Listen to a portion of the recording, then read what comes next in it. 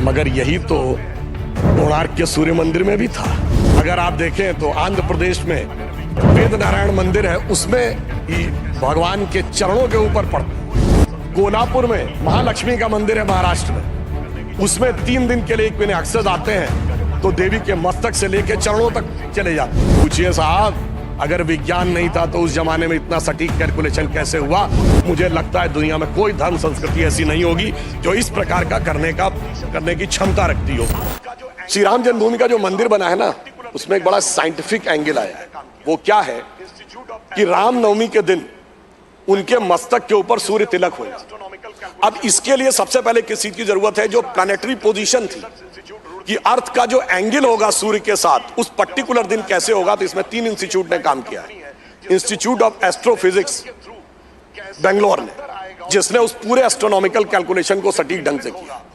दूसरा है central building research institute Roorkee, जिसने कि उसकी व्यवस्था बनाने का काम किया। और तीसरी एक प्राइवेट कंपनी है जिसने वो कॉन्वेक्स लेंसेस के थ्रू कैसे वो अंदर आएगा और ठीक उसी बिंदु के ऊपर उस दिन केंद्रित होगा, ये व्यवस्था की है।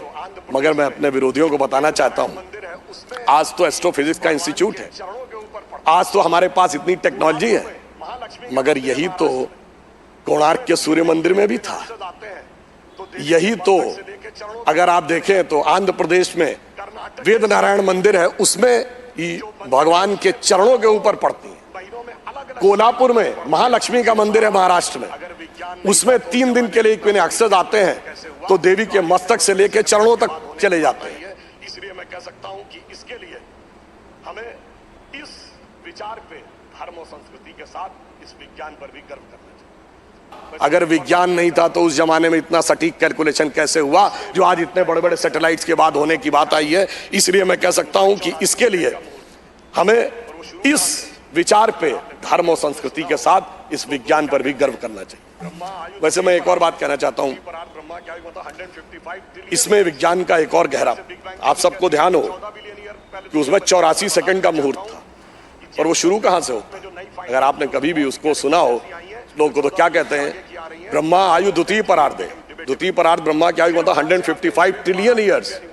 वैसे बिग बैंग थ्योरी कहती है कि 14 बिलियन ईयर पहले दुनिया बनी। तो मैं बता देना चाहता हूं कि जेम्स वेब टेलीस्कोप ने जो नई फाइंडिंग की है उसमें बहुत सी गैलेक्सीज ऐसी आई हैं जो 14 बिलियन से आगे की आ रही हैं। तो now that theory has become debatable.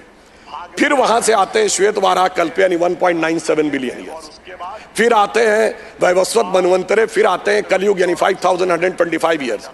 फिर आते हैं विक्रम संवत में 2081 साल। फिर आते हैं वर्ष में, वर्ष के भाग में, उत्तरायण सूर्य में। फिर आते हैं महीने में, और उसके बाद वार नक्षत्र होते हुए 84 सेकंड तक। मैं कहना चाहता हूं ये भारत की सनातन यात्रा है जो 155 ट्रिलियन ईयर से लेकर सटीक कैलकुलेशन 84 सेकंड तक का करती है।